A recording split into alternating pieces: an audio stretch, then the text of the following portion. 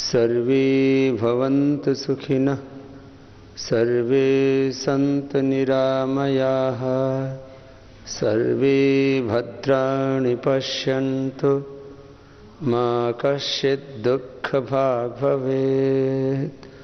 ओम शांति शांति शांति। योग, आयुर्वेद, प्राकृतिक चिकित्सा के जो पूरे देश भर में अपने प्राइमरी सेंटर्स हैं एक तरह से, और चिकित्सालय है। प्राइमरी सेंटर हमारा आरोग्य केंद्र है, और हॉस्पिटल्स का हमारा पतंजलि चिकित्सालय है, और पतंजलि योगपीठ। यहाँ तो सुपर स्पेशलिटी है। योग, आयुर्वेद, प्राकृतिक चिकित्सा के पंचकर्म षटकर्म की सारी व्यवस्थाएं। और इसमें अभी पतंजलि योगपीठ के साथ साथ योगग्राम में तो इतना सुंदर वातावरण है। करीब 400 लोगों के लिए, जो अत्यंत गरीब लोग हैं उनके लिए तो हम सब प्रकार के औषधि में, उपचार में, खान पान में, व्यवस्थाओं में छूट करते ही करते हैं। क्योंकि हमारा ये लक्ष्य है कि कोई भी व्यक्ति चाहे कितना भी गरीब क्यों ना आए, पतंजलि योगपीठ से वो निराश होकर के नहीं जाएगा। क्योंकि पतंजलि योगपीठ सबके लिए है, और आरोग्य सबका जन्मसिद्ध अधिकार है। इसमें उसकी गरीबी बाधा नहीं बननी चाहिए। लेकिन इसके साथ साथ क्योंकि इतने बड़े इंस्टीट्यूट्स को चलाते हैं, तो सामान्य 2 लोग यदि एक घर से आते हैं तो हमको हम 2500 रुपये का एक वहाँ पर रूम देते हैं, और उनके लिए सारी चिकित्सा देते हैं।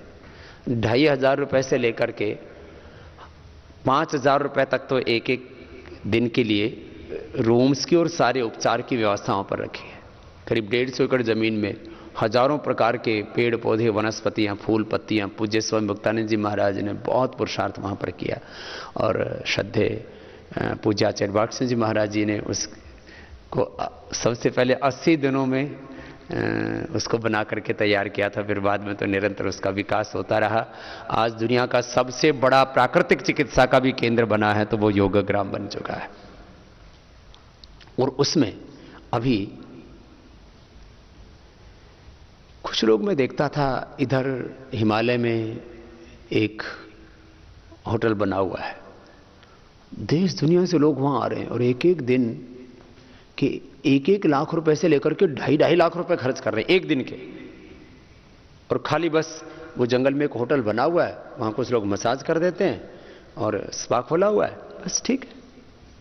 कोई संस्कार नहीं मिल रहे, कोई उपचार नहीं मिल रहा, और कोई उत्पादकता नहीं उसकी, कोई प्रोडक्टिविटी नहीं कि आपने 1 लाख रुपए से लेकर के 2.5 लाख रुपए खर्च कर दिए।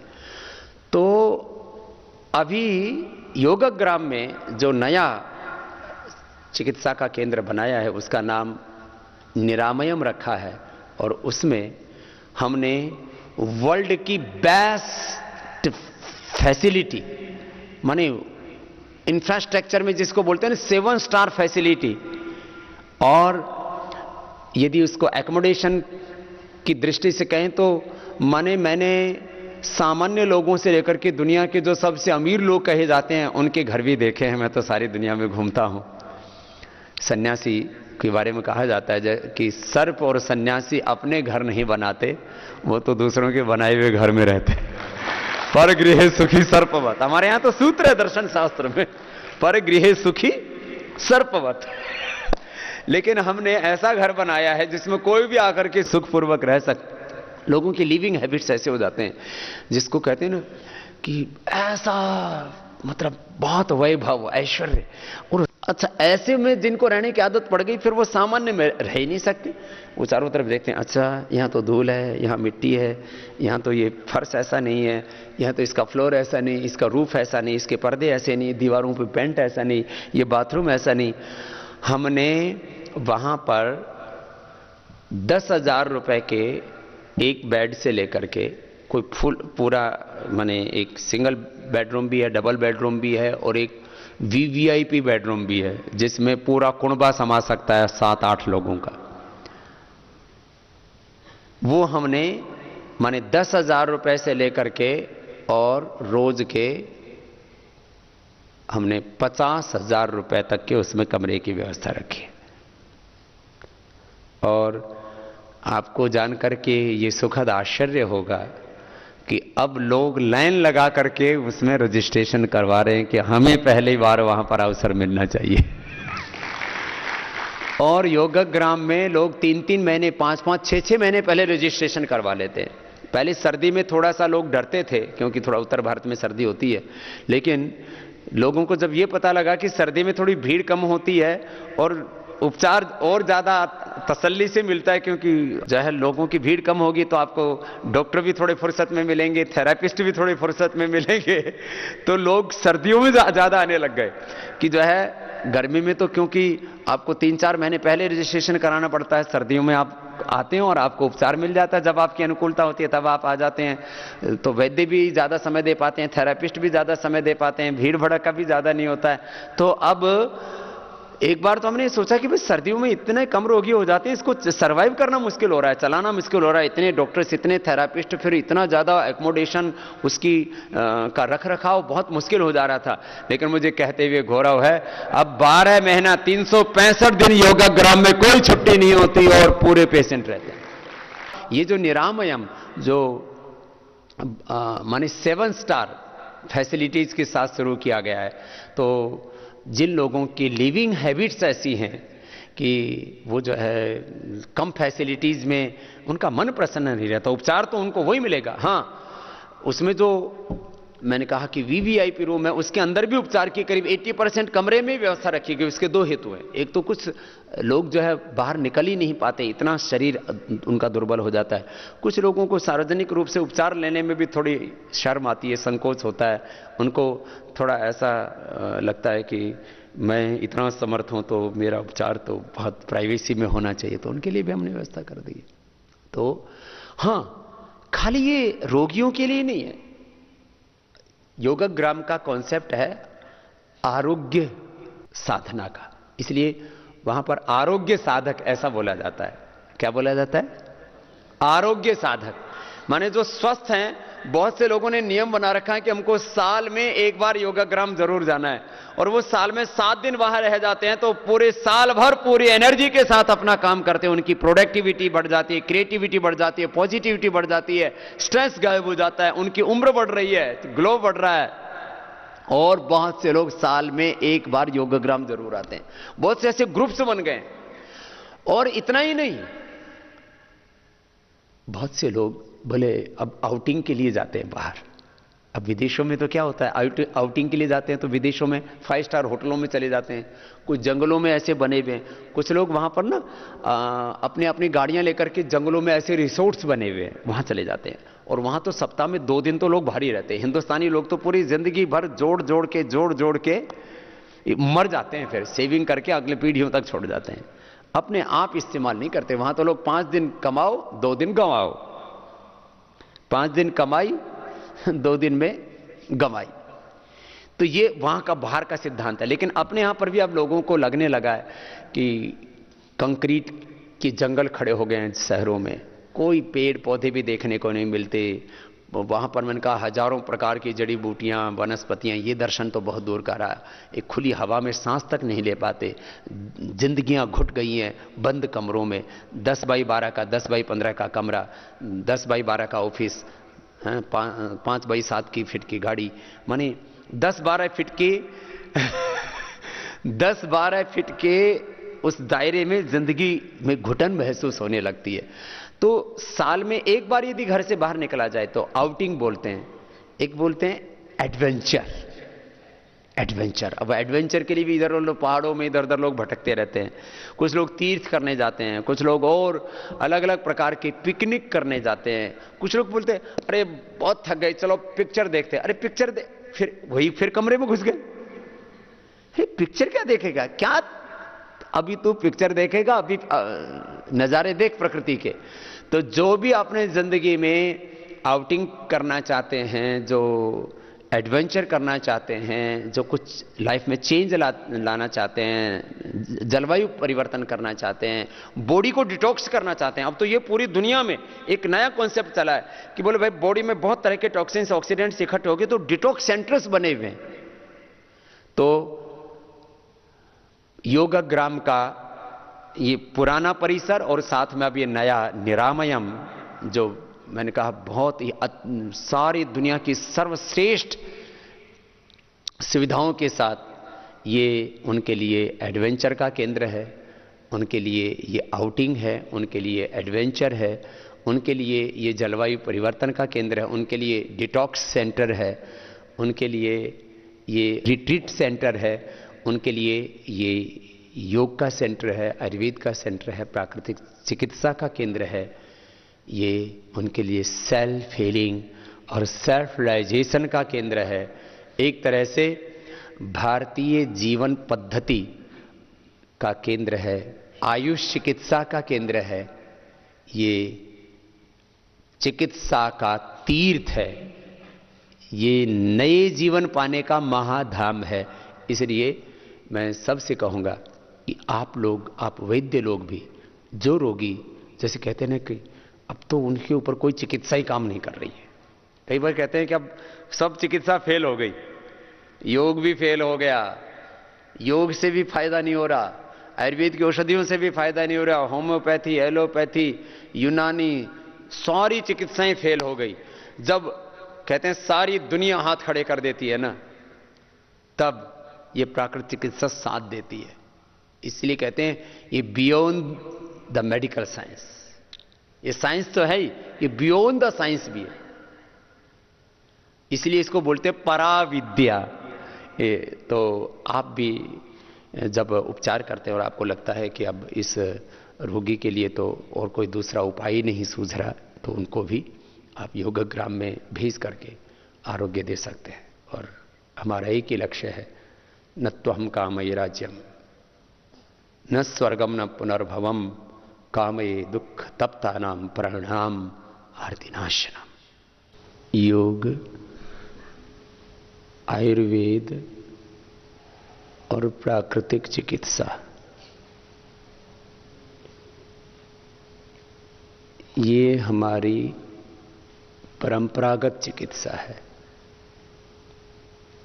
ये हमारी वैदिक चिकित्सा पद्धतियां हैं। और मूलतः योग, आयुर्वेद और प्राकृतिक चिकित्सा ये भारतीय जीवन पद्धति है।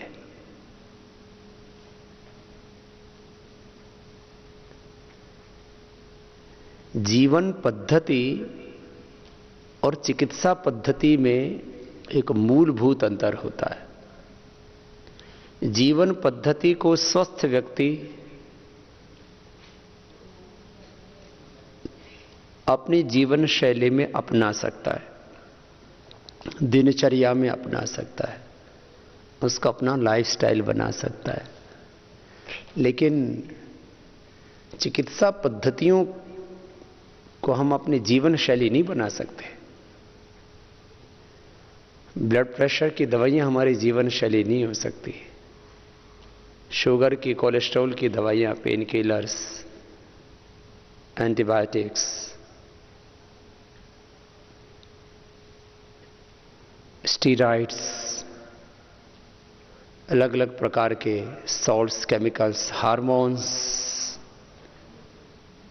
का हम इंटेक करते हैं मेडिसिन्स के रूप में, ये हमारी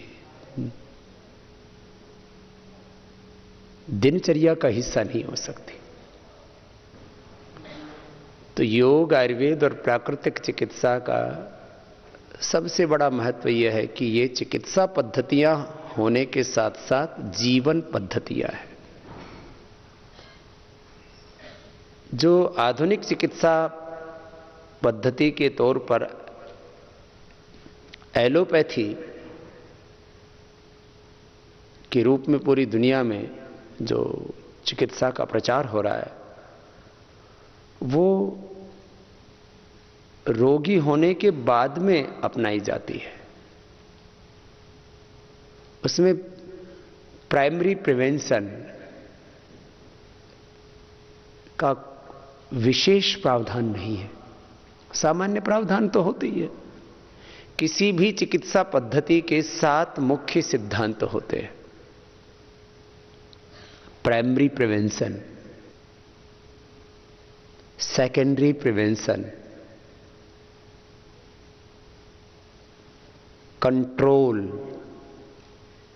acute management, cure, rehabilitation and palliation. कितने सिद्धांत बताए मैंने? 7। सबसे पहला प्राइमरी प्रिवेंशन, दूसरा चिकित्सा पद्धति का लक्ष्य या सिद्धांत चिकित्सा पद्धति का, इसके गोल्स भी हैं और इसके प्रिंसिपल्स भी हैं। प्राइमरी प्रिवेंशन के बाद सेकेंडरी प्रिवेंशन, तीसरा कंट्रोल, चौथा एक्यूट मैनेजमेंट, पांचवा क्योर, छठा रिहेबिलिटेशन एंड सातवां पैलिएशन। प्राइमरी प्रिवेंशन का अर्थ है कि इस तरह से व्यक्ति की जीवन शैली हो, ऐसे व्यक्ति की जीवन पद्धति हो, इस प्रकार से व्यक्ति जिए कि उसके जीवन में रोग ही ना आए। आहारचर्या, दिनचर्या, जीवनचर्या, उसके सारे एक्शंस, एक्टिविटीज, उसका पूरा कैरेक्टर ऐसा होना चाहिए कि रोग जीवन में प्रवेश ही ना करे। रोगों के बड़े कारण हैं लेस फिजिकल एक्टिविटी। कोई भी रोगी आपके पास में आता है कि वैद्य जी मुझे ये रोग क्यों हो गया, डॉक्टर साहब मुझे ये बीमारी क्यों हो गई, तो आप क्या बताएंगे? तो बीमारियों के 7-8 बड़े कारण हैं। उसमें सबसे पहला कारण है लेस फिजिकल एक्टिविटी, दूसरा बड़ा कारण है स्ट्रेस। और जो भी रोगों से बचना चाहता है, ये प्राइमरी प्रिवेंशन है, लेस फिजिकल एक्टिविटी, स्ट्रेस, और तीसरा है ओवर ईटिंग, और चौथा है अव्यवस्थित जीवन। जीवन में कोई डिसिप्लिन नहीं है। 6 घंटा सोता नहीं, समय से व्यक्ति सोता नहीं, समय से उठता नहीं, समय से खाता नहीं। काल भोजनम आरोग्य कारणम, उल्टा कर दो, अकाल भोजनम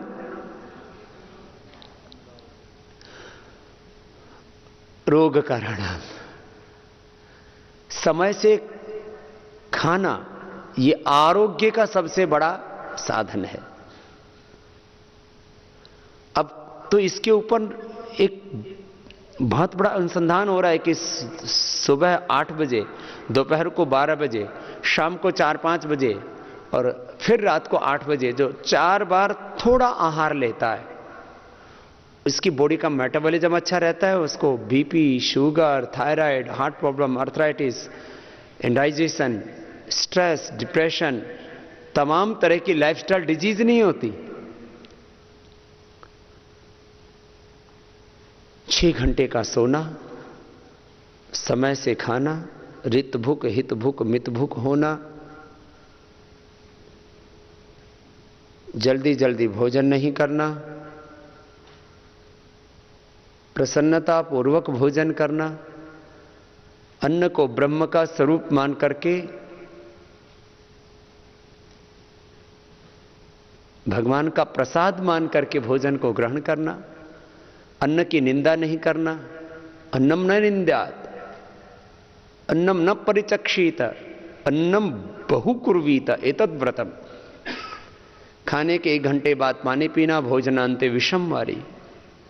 और यदि रूखा सूखा भोजन मिला तो थोड़ा सा गुनगुना पानी पीना, अथवा भोजन के बाद छाछ पीना। सुबह दही, दोपहर छाछ और शाम को भोजन के 1 घंटे बाद दूध पीना। भोजन चबा चबा करके खाना, भोजन मिला जुला खाना। शाकाहारी तो हो ही हम, क्योंकि तामसिक और राजसिक आहार अच्छा नहीं होता है। सात्विक आहार, शाकाहार तो हो ही, लेकिन उस शाकाहार में बहुत प्रकार की शाक सब्जियां, बहुत प्रकार के अन्न, बहुत प्रकार की दालें। एक तरह का अन्न खाने से व्यक्ति रोगी हो जाता है।